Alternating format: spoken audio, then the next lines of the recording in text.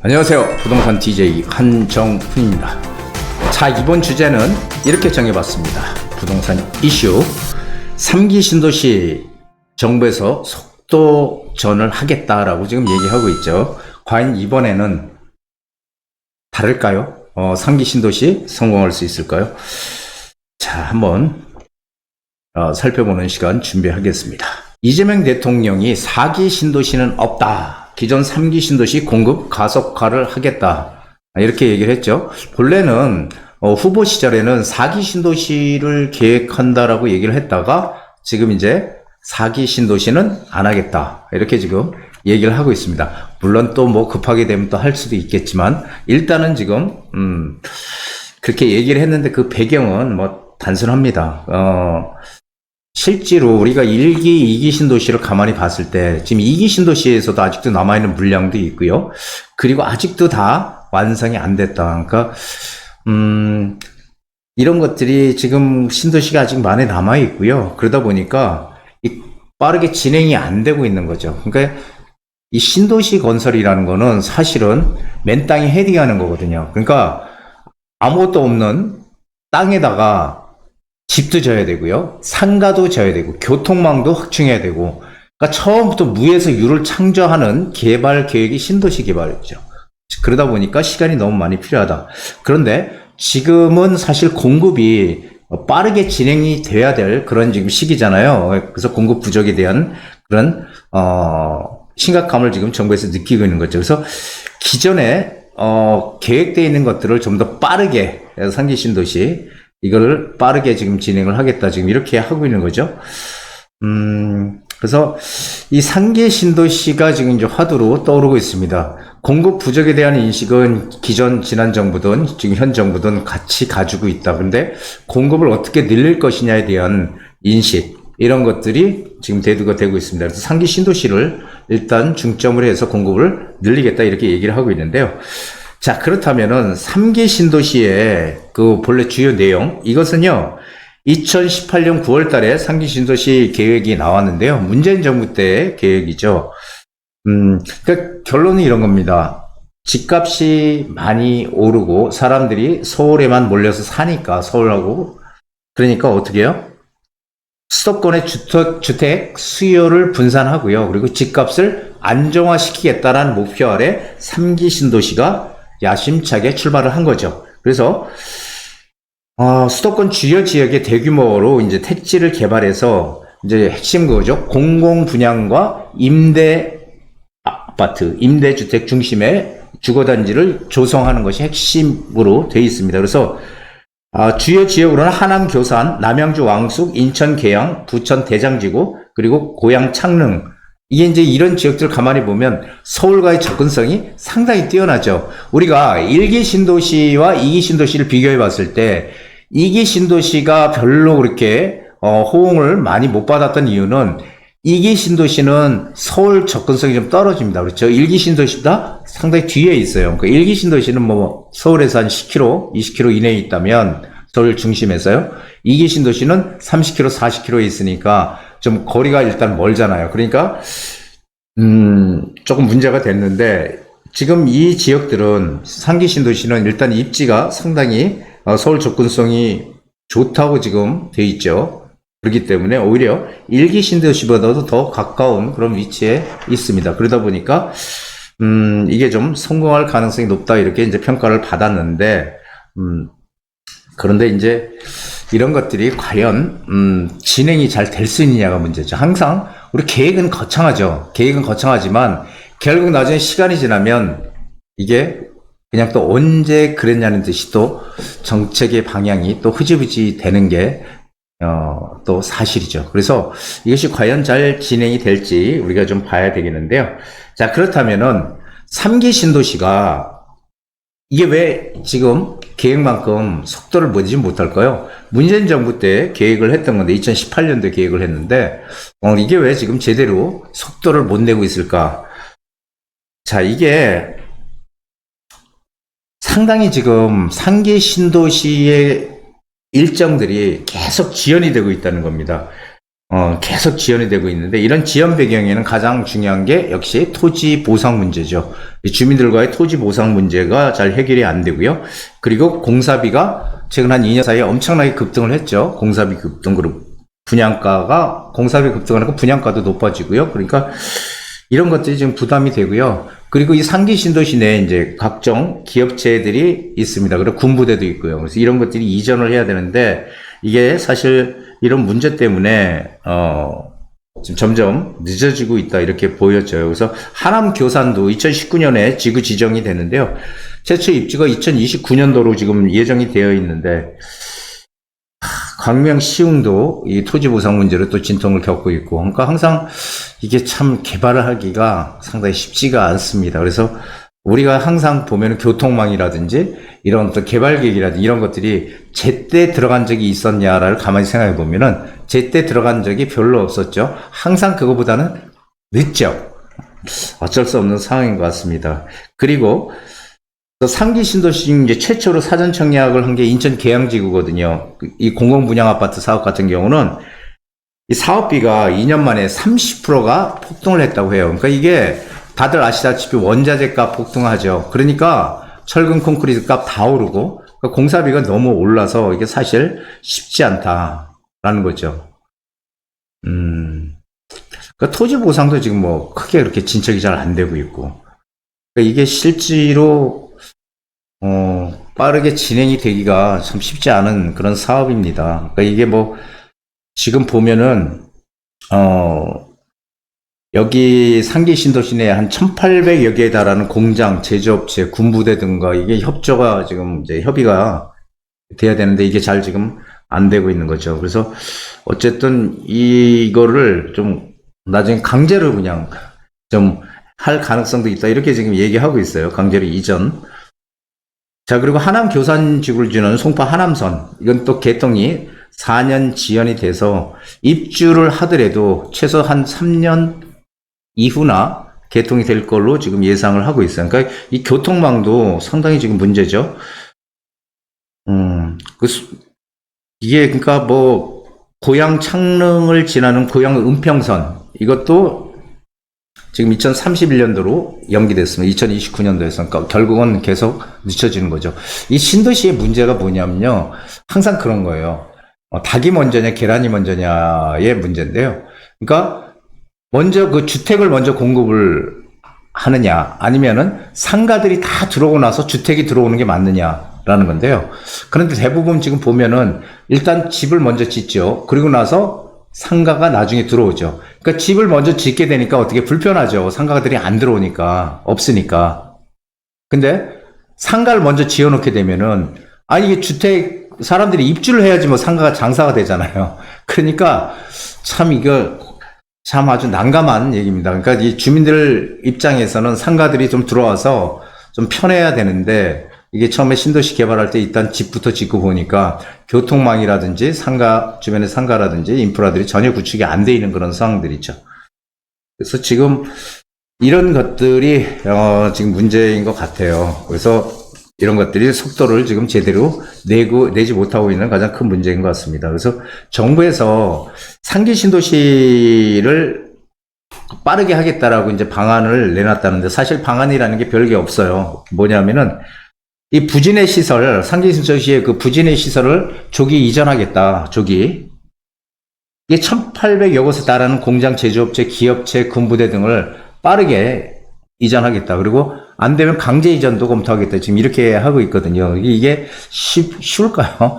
무조건 강제로 나갈 수 있을까요? 쉽지 않은 얘기죠. 그리고 분양 및 착공 가속화. 이거는 하고 싶죠. 빠르게 분양하고, 그리고 착공도 빠르게 했으면 좋겠지만, 이게 쉽지 않은 얘기예요. 그러니까 의욕만 앞섰지 사실은 이게 현실적으로 그렇게 쉽지 않은 얘기다. 그리고 도심 내 유휴부지, 서울 같은 도심이라든지 이런 데 유휴부지, 노후청사 등을 주거업무 복합시설로 해서 고밀도로 개발하겠다. 지금 이렇게 뭐 여러 가지 방안들을 지금 내놓고 있는데, 이게 사실은 이게 뭐 방안이라고 할 거 있습니까?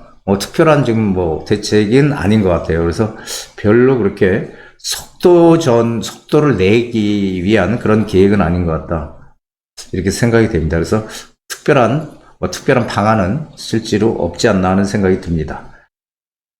자, 그 3기 신도시를 어떻게 하겠다라고 이제 뭔가 특별한 명확한 로드맵이 필요한데요. 이게 근데 실질적 주택 공급 효과 체감을 위한 3기 신도시가 제시할 명확한 로드맵. 이게 공공택지를 확보하고요. 토지 보상 등을 서둘러서 뭐 착공하더라도 서울 및 수도권 도심의 수요를 흡수할 수 있을지는 상당히 미지수입니다. 이게 항상 이 신도시의 문제는요. 교통이 먼저 들어와야 돼요. 이 교통이 안 들어오게 되면 신도시가 제대로 잘 진행이 안 된다는 거예요. 그리고 3기 신도시는 이게 공공임대와 공공분양 위주로 그리고 또 소형평형 위주로 구성되어 있는 신도시예요. 그러니까 이게 공공주도로 한다고 하더라도 민간이 아닌 공공으로 한다고 하더라도요. 이게 소형이 아닌 좀 중형, 대형도 이렇게 포함이 돼야 되거든요. 가만히 생각해 보세요. 내가 혼자 산다고 가정을 했을 때, 나 혼자 산다. 그럴 때, 내가 돈이 한 달에 연봉을 한 1억 이상씩 받는다고 가정을 해요. 그러면 1억 이상 받게 되면은, 오피스텔 원룸에 사는 게 좋을까요? 투룸에 사는 게 좋을까요? 쓰리룸에 사는 게 좋을까요? 아마 대부분의 사람들은 내가 돈만 있다면 좀 더 큰 평에 살기를 원할 거예요. 단지 내가 여유가 안 되기 때문에 원룸에 들어가 사는 거거든요. 그렇죠? 그렇기 때문에 이 원룸은 장기적으로 이렇게 우리가 거주할 수 있는 그런 용도는 아니라는 거예요. 그러니까 이 소형도 필요하지만 중형, 대형, 가족 단위를 살 수 있는 싱가포르처럼 가족 단위를 살 수 있는 중대형 평형도 공급이 되어야 된다는 얘기죠. 그리고 이 임대주택은 일반 우리 민간에서 짓는, 공공이 아닌 민간에서 짓는 주택들하고는, 건설사들의 주택들하고는 딱 보면 표시가 나잖아요. 뭔가 좀 한번 보셨나 모르겠어요. 이렇게 지나가다 보면은, 여기 임대 아파트네? 표시가 나거든요. 왜요? 이게 양적인 공급 위주로 가서 그래요. 이게 질적인 공급으로 이젠 전환이 돼야 되거든요.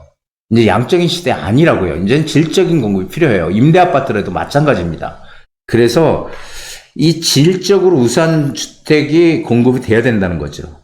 그리고 결정적으로는 공급을 지금 정부에서 늘린다고 하더라도 이 정부에 대한 신뢰가 쌓여 있느냐라는 문제예요. 정부에 대한 신뢰가 없으면은 사람들이 믿지를 않죠. 또 공수표가 될 것이다. 이렇게 또 생각하는 분들이 많을 거란 얘기예요. 자, 문재인 정부 때는 이 재건축 아파트, 초과이익 환수제도라든지 재건축 아파트를 이 도심에 꽉 조이면서 공급을 할 수 있는 그런 어떤 기회를 포기했죠. 반대로 윤석열 정부에서는요, 그것들을 없애고 다시 원위치시키기 위한 계획만 짜다가 시간을 다 보냈어요, 또. 그래서 저는 지금 정부도 지금 이 상태로 가면은 또 3기 신도시 아니면은 이 공급을 어떻게 할 것인가 또 계획만 세우다가 또 시간만 보내는 꼴이 되지 않을까 우려가 좀 됩니다. 그렇게 안 됐으면 좋겠는데요. 자, 그래서 뭔가 명확하게 정부에서 정책에 대한 어떤 국민들한테 신뢰를 주는 게 가장 필요하다. 자, 이재명 대통령 뭐라고 얘기했죠? 처음에 취임 한 달 기자회견 할 때, 그 전에도 얘기했지만, 뭐라고 했어요? 세금으로 집값 안 잡겠다. 세금으로 집값 안 잡겠다고 하니까, 이번엔 좀 뭔가 다르네? 라고 생각을 한 사람들이 많았을 거예요. 그런데 지금 가만히 보니까 세금 정책으로 또 집값을 누르는 그런 대책이 나올 것 같아요.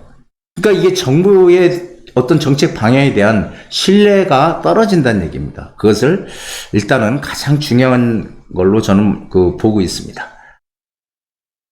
자, 3기 신도시의 공공주도 방식, 이것이 과연 옳으냐 그르냐라는 얘기죠.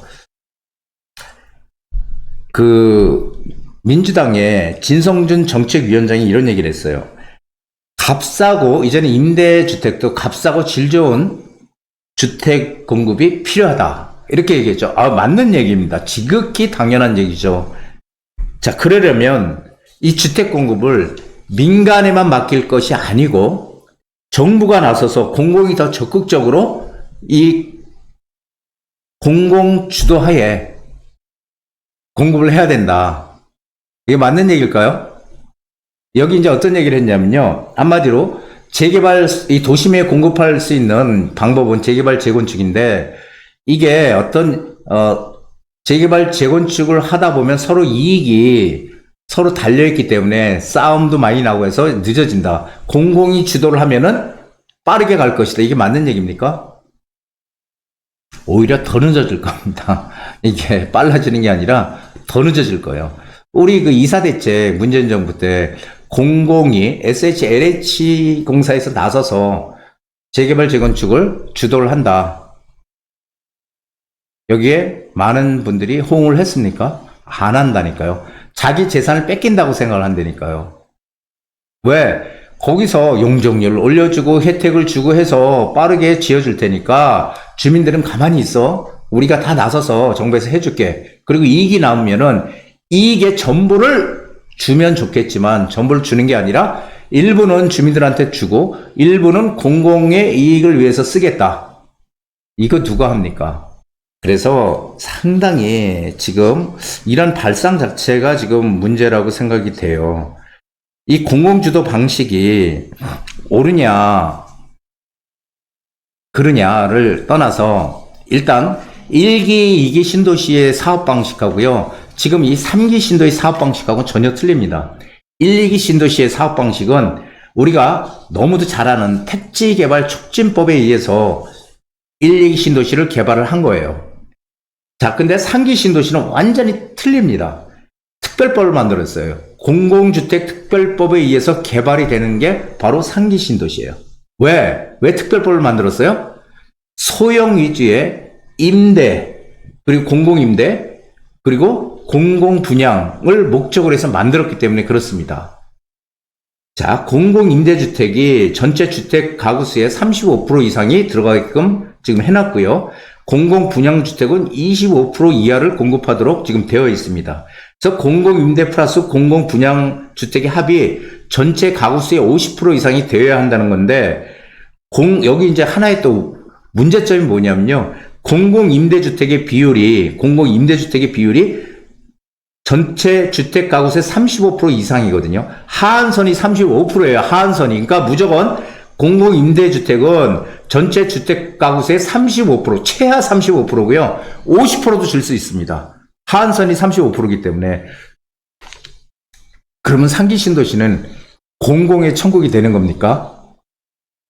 참, 그래서 저는 이게 공공 주도로 하는 것도 좋고 다 좋아요. 근데 이게 재원은 또 어떻게 마련할 겁니까? 공공이 주도를 하더라도 민간한테 맡겨서 민간이 대신하게끔 하는 방식? 민간이? 그러려면은 뭐가 나와야 돼? 사업성이 나와야 되잖아요. 사업성이 안 나오는데 건설가 들어옵니까? 안 들어오잖아요. 참, 아이러니한 겁니다, 이게. 그래서, 이 공공주도로 공공주택을 집중적으로 늘리려고 하는 이런 대책은요, 과연 여기에 사업자들이 잘 뛰어들어서 이걸 진행할지 이것도 문제입니다. 그러니까 주택 공급 확대 계획도 중요하지만 주택시장 활성화가 선행돼야 된다. 이렇게 지금 많이들 얘기를 하고 있습니다. 그런데 저는 이렇게 생각해요. 이 재건축 재개발, 이게 정비사업이라고 하죠. 도심에 공급을 할 수 있는 유일한 방법이 재개발과 재건축이거든요.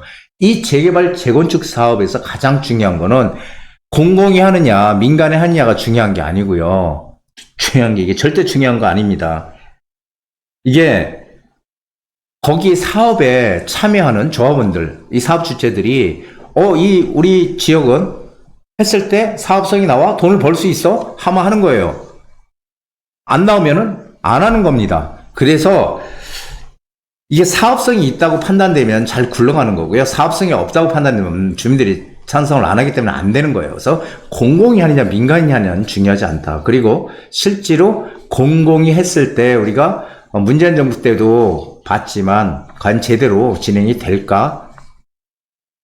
항상 우리는 저는 이런 생각을 해요. 규제 역설이라고 제가 말씀을 드리는데, 규제를 내놓을 때는 규제가 아무리 선의의 규제라고 할지라도, 선의를 위해서 만드는 거라고 할지라도 일단 결과가 상당히 어떻게 나온지를 신중하게 보고 그 결과물을 중요하게 생각하고 신중하게 만들어야 된다는 겁니다. 규제 역설, 여기에 가장 대표적인 게 프랑스 대혁명의 로베스피에르의 사례, 우유값 사례, 그리고 루마니아의 자가 보유율, 집을 한 채씩을 무조건 가져라 라는 정책, 90년대. 그래서 루마니아의 자가 보유율 얼마인 줄 아세요? 96%예요. 96%. 거의 다 국민이 다 집을 한 채씩 가지고 있어요. 1가구 1주택 정책이죠. 그런데 문제는 뭐냐면요. 성공했죠. 거의 다 집 한 채씩 가지고 있으니까. 그런데 문제는요. 어디 내가 지방으로 가서 살려고 해도 집을 구할 수가 없어요. 다 집들이 다 한 채씩 들어가 살고 있기 때문에 건설사도 공급 안 합니다. 그러니까 어디 딴 데로 가서 이렇게 직장을 잡을 수도 없고요. 같이 집에서 살다가 분가를 하려고 해도 집이 없어. 이게 대표적인 규제 역설이거든요. 그래서 항상 한번 실패한 정책은 다시 한번 좀 잘 생각을 해보고 그대로 또 밀어붙일 게 아니고요. 뭔가 좀 더 다른 방향으로 결과가 좋게 나올 수 있게끔 시뮬레이션을 계속 해보고 하는 정말 신중함이 정부에서 필요하지 않을까. 그냥 막 하는 게 아니고요. 정말 필요하지 않을까 하는 생각이 저는 강하게 듭니다.